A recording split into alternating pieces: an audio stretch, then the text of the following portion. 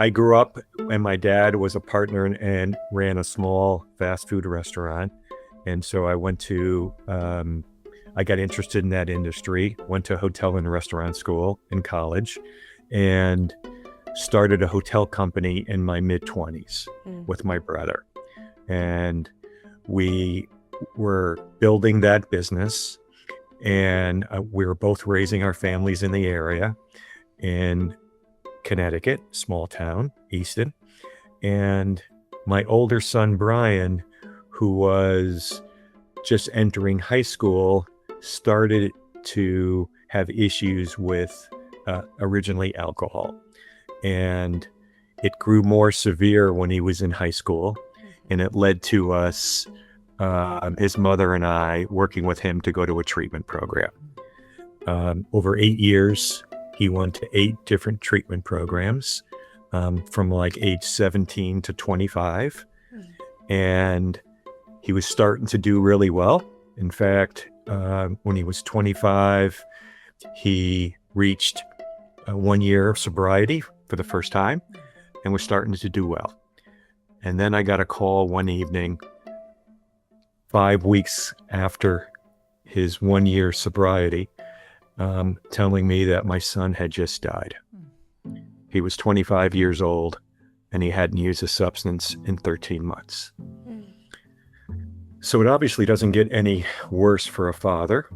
Welcome to A Life Worth Working, the podcast about finding meaning and purpose at the heart of our work.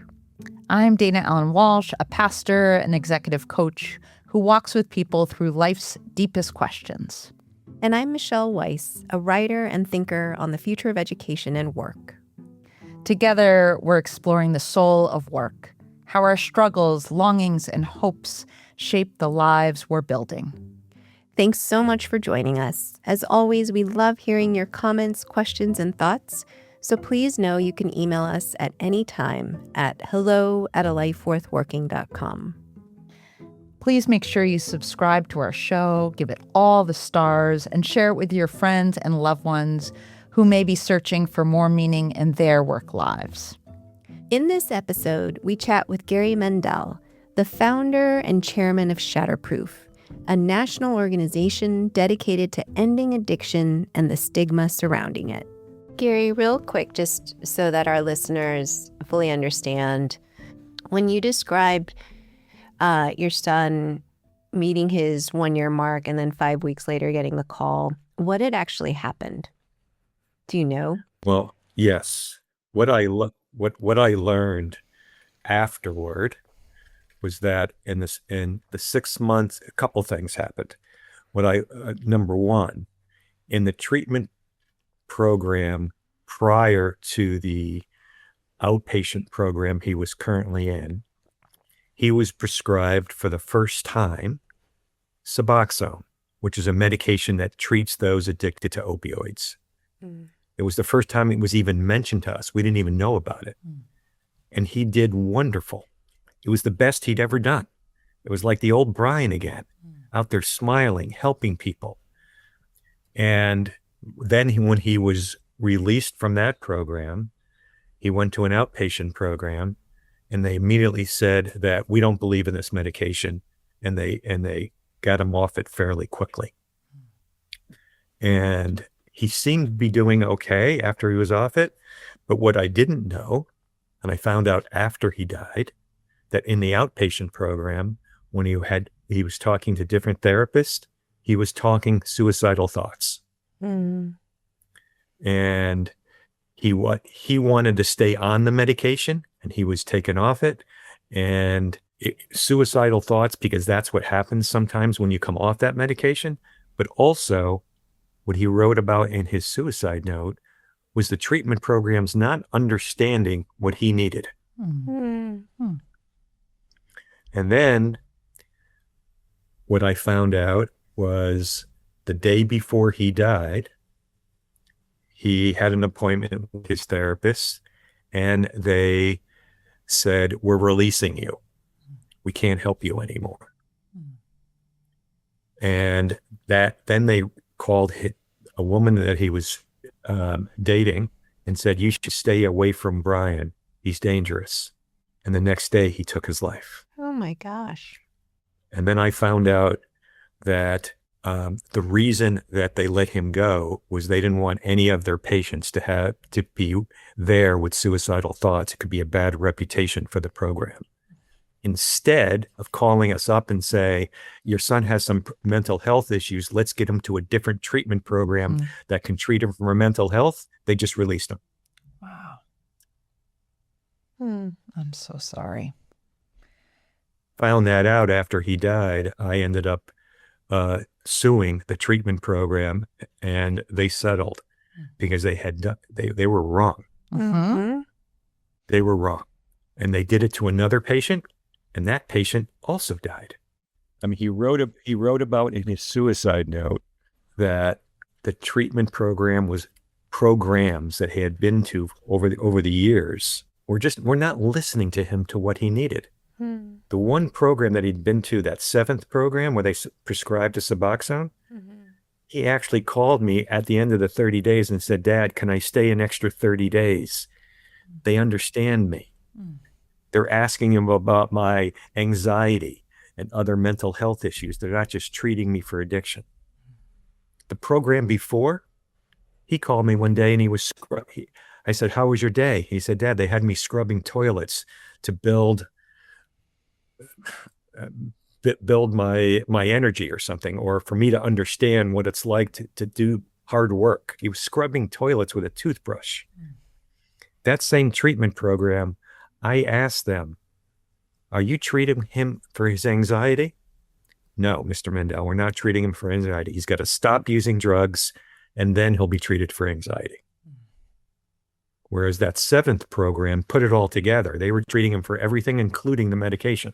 And that medication right now is the gold standard for someone addicted to opioids. Gold standard recommended by the CDC, HHS, all federal agencies, gold standard. It was the gold standard then, but treatment programs weren't using it.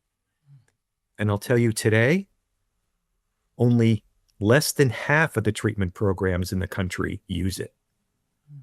Little less than half. It should be 100%. There's not a doctor in this country who would treat someone for diabetes without insulin. And that's what we're changing. Gary struggled with 2 questions. What could he have done differently as a father? And what could he do to help others? He traveled the country to dig in. He met with the CDC and multiple federal agencies. He talked with state government officials, researchers, and experts in addiction. After 3 months of traveling, listening, and learning, Gary came home and sat down at his desk. He put aside the 3-ring binders, the notebooks, all the notes he'd taken. And I wrote 5 things on a sheet of paper.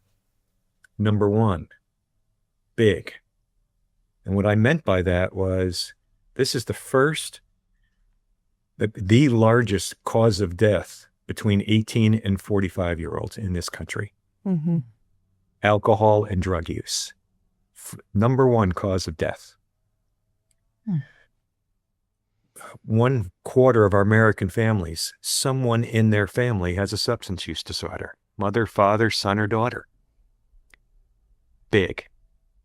Number 2, I wrote the word children.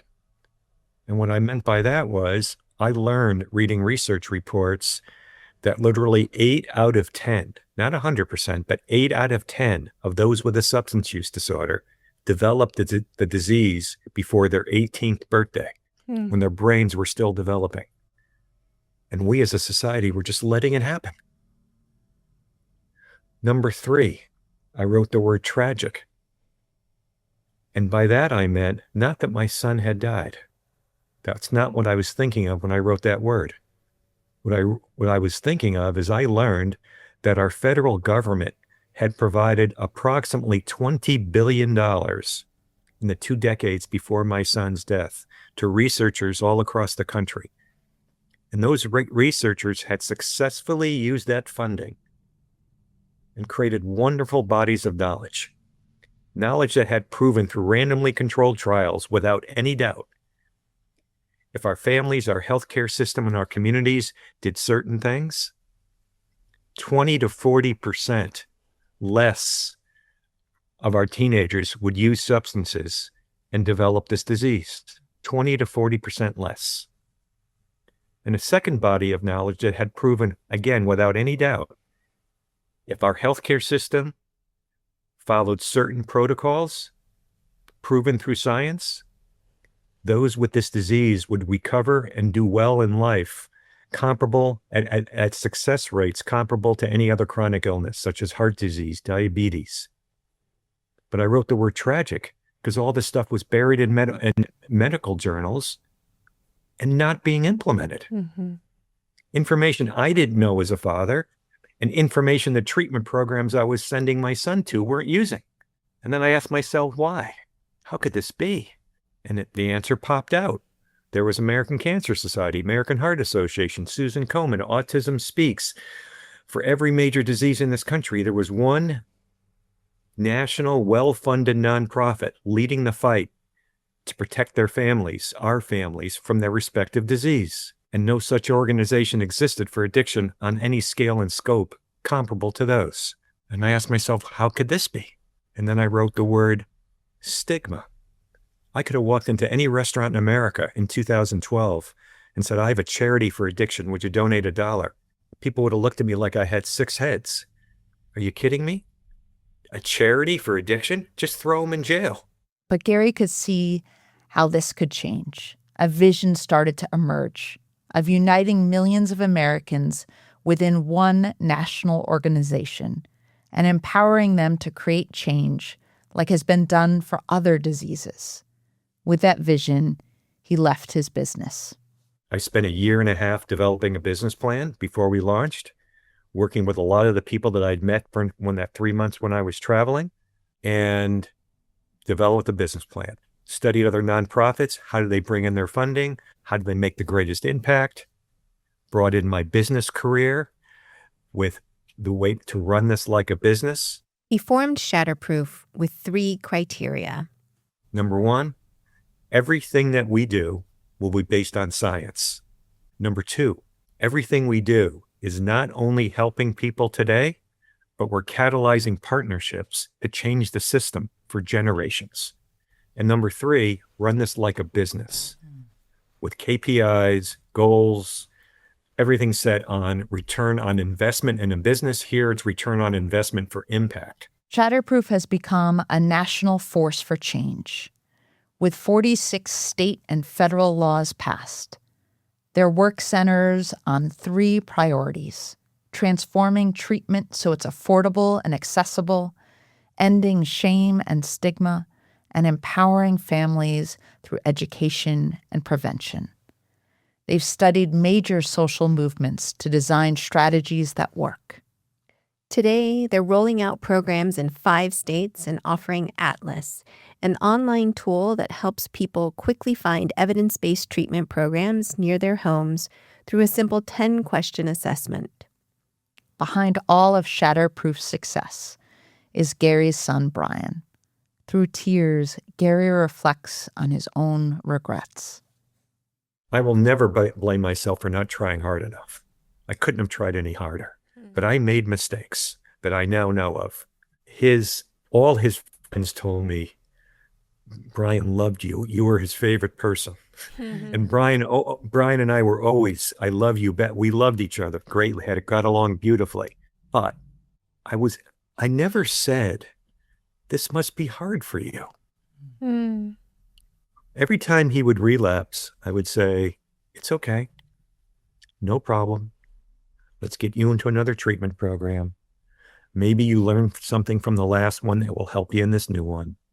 Or maybe you'll try a little harder, or for whatever reason, you'll now do better and not relapse. But it's okay, Brian. And so I feel good that having had that relationship with him. Mm-hmm. But I didn't say, this must be hard for you.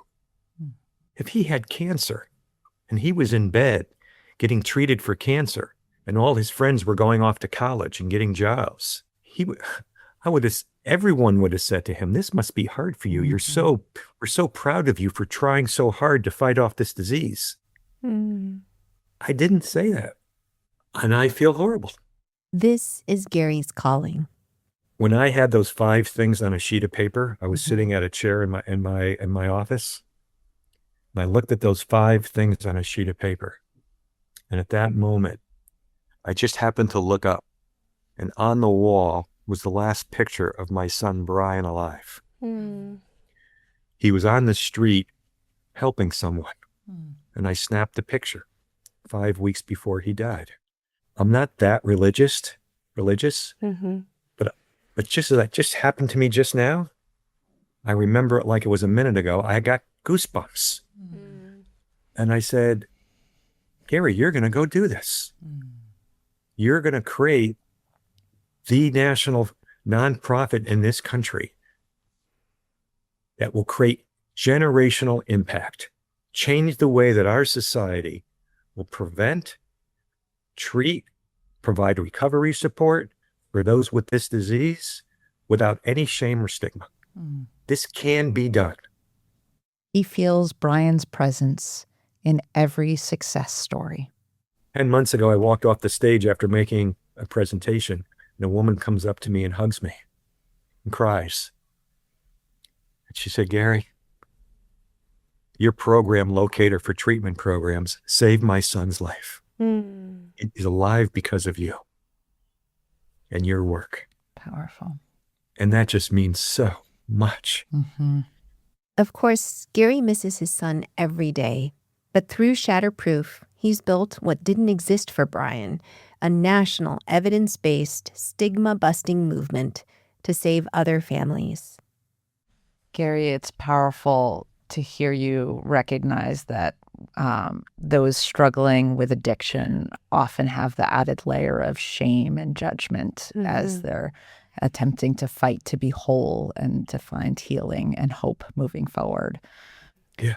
I can tell you statistically, 1/3 of those with a substance use disorder, 1/3 feel ashamed of themselves. Is there anyone with cancer, heart disease, or diabetes that feel ashamed of themselves? Right.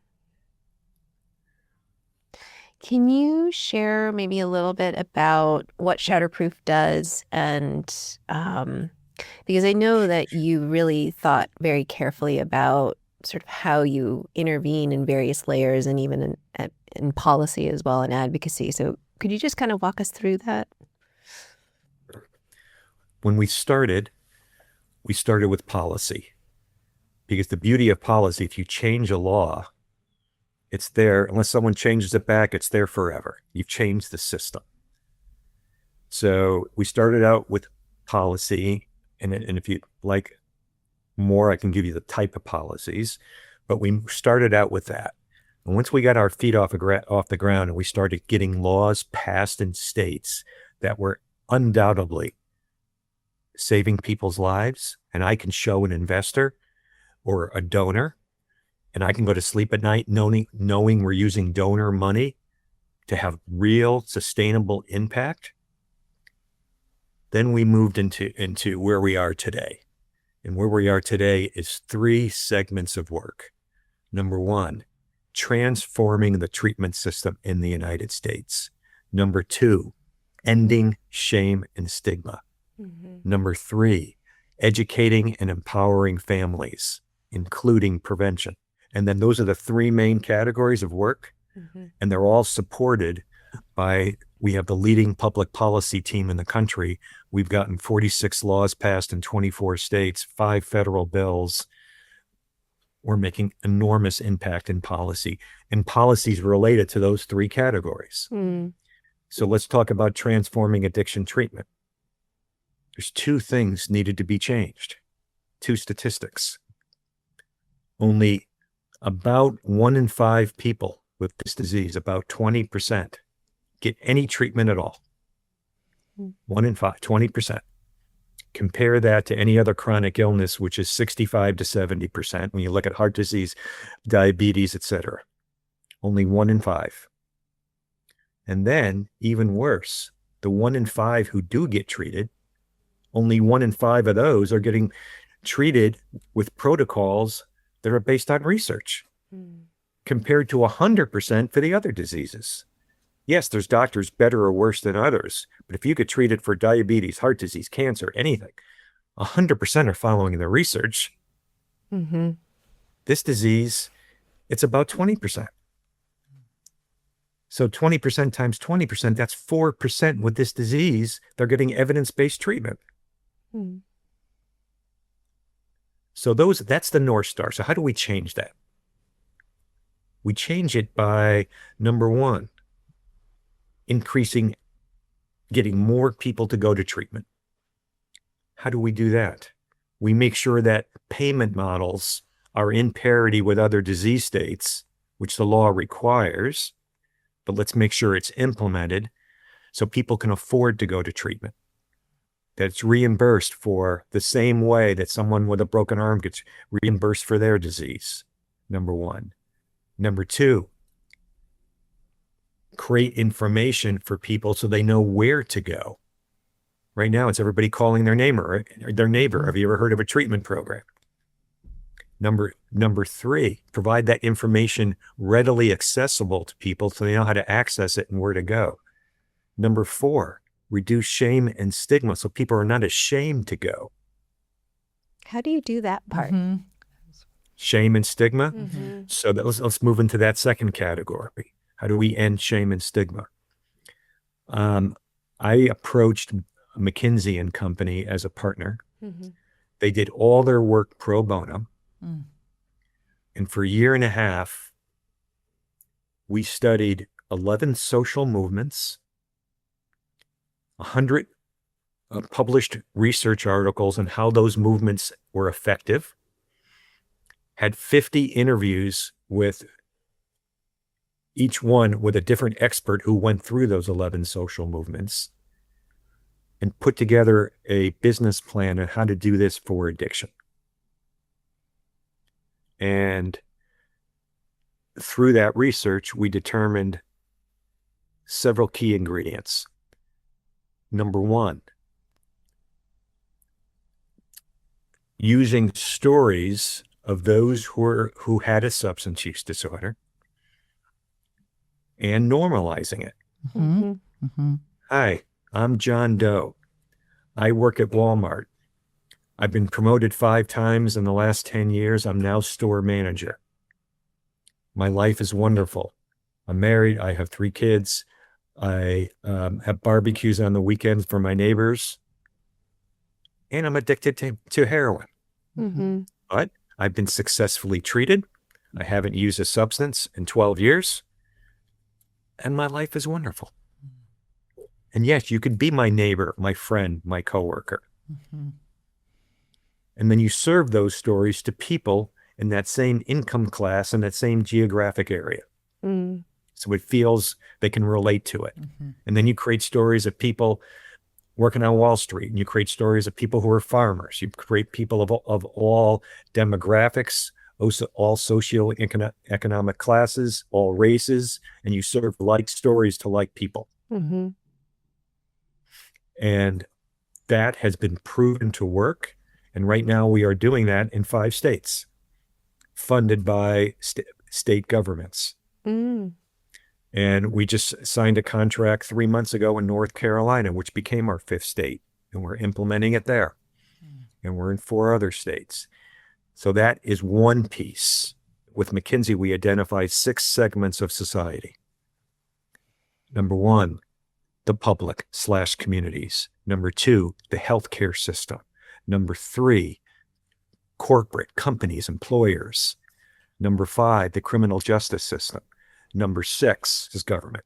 So 6 sectors of our society, and we need to develop programmatic features in each of those 6 that fall into 3 categories: changing language, changing policies, and implementing the right communication strategies. And that's what we're doing. So we started out with public stigma, with partnering with state governments. We then entered in partnership with a very generous funding from the Elevance Foundation, the Elevance Health Foundation, where we developed curriculum to educate healthcare professionals. 65% of healthcare professionals do not think this is a disease. 45% do not believe in medications. We're changing that. We developed the curriculum. We're now educating with generous funding from Elevance, 3,000 healthcare professionals. We'll have it all done by early next year. We'll have pre and post testing to what we suspect will show significant differences, and then we'll work to spread that across the country. We're beginning to work in companies to create stigma-free workplaces and to educate their human resource department about a program we have in treatment called Atlas, which basically gathers data from treatment program right now in 14 states that shows which treatment programs are following evidence-based practices and which ones aren't. So when their employees need to go to treatment, they know where to go in these states. And we also partnered with the American Society of Addiction Medicine and built on 2 decades worth of research. Not only what are the right protocols, we already had that from research, but what level of care does someone need? Do they need outpatient or residential? No one knows. So we took their very sophisticated tool, which are used by healthcare professionals to determine one of 12 levels of care, and we work with them to develop simply just outpatient or residential. Let's get people to the right place. And then when they go to the right place, then they can get the comprehensive and continue to titrate and fine-tune the level of care they need. So with their science, together we built a 10-question assessment. Anybody can go onto our website right now, confidentially, and get a recommendation. And then if they do that, then we're only going to show them listed treatment programs that fit that criteria. So it makes it so much easier within 50 miles of their home, of their zip code, et cetera, et cetera. And we need to expand that nationally. Right. Gary, we have a metaphor that we often work with on the podcast around this idea of manure, and that it becomes the fertilizer for good things to grow. And so we're curious about maybe moments of stuckness, kind of the shitty parts of life that have fertilized possibilities that you couldn't have imagined. And you've obviously shared some very powerful things today. I don't know if there's anything else that you would like to share as you think about a place of stuckness or something that's been really hard that you've faced, that out of which something good has come. Nothing close to this. Losing my son, Brian, and taking from that, using that tragedy and his inspiration in my heart to bring together so many people, and all of us together, not just me, obviously, all of us together, creating the real change that we've created, as well as the people we're helping today. There's nothing that would come close to that. I would say a thing that is way down the list. A year ago, I had a health issue and I've lost most of my vision. I feel good that I'm continuing to move forward. And I feel that's a good learning experience for our children to realize obstacles happen. And there's people every day starving without any food. Who am I to complain because I lost some vision?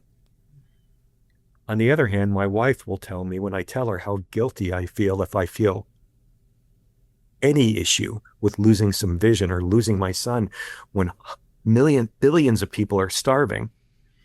She says, Gary, it's okay. Obviously, you feel bad for the people who are starving, but it's okay to feel depressed for your loss of Brian. It's okay to feel depressed that you now have a grandchild and you can't see the grandchild's face. It's okay. You can feel bad for both. Yeah. I mean, Gary, that is like, I know it's very far down the list for you on your loss of Brian, like compared to your loss of Brian? It's not even close. Not even close, but still like so incredibly humbling and transformative for your everyday life. It is a huge deal, and I'm wondering how you're doing and how you've had to sort of adapt. I'm doing fine. I've had some wonderful people helping me learn voice technology. So I can do a lot of things by listening on my iPhone and by listening to my computer. I have dots on my keyboard and I know where to touch things to be able to type. And I'm getting a lot of help. And it is what it is. I haven't lost total vision. I just can't read, but I can listen to things. But I can walk around my house and not bump into things. And I can walk down the street and see people. I just can't see who they are or their faces. So let me appreciate that. There's some people who can't see at all. I can look out the window and still see that it's a sunny day out there. I can't see the sun, but I can see that it's bright. And some people can't see at all. So I'm okay. A special thanks to Gary Mendell for sharing with such vulnerability his learnings along the way of creating the most incredible national nonprofit combating addiction stigma. Gary's story reminds us that our deepest pain can be our most powerful purpose, and that the work worth doing often comes from the places we'd never choose to go. She's Michelle Weiss. And she's Dana Allen Walsh. This has been another episode of A Life Worth Working. Subscribe and share with friends who may be navigating their own uncertain paths, and keep searching with us for the soul of work.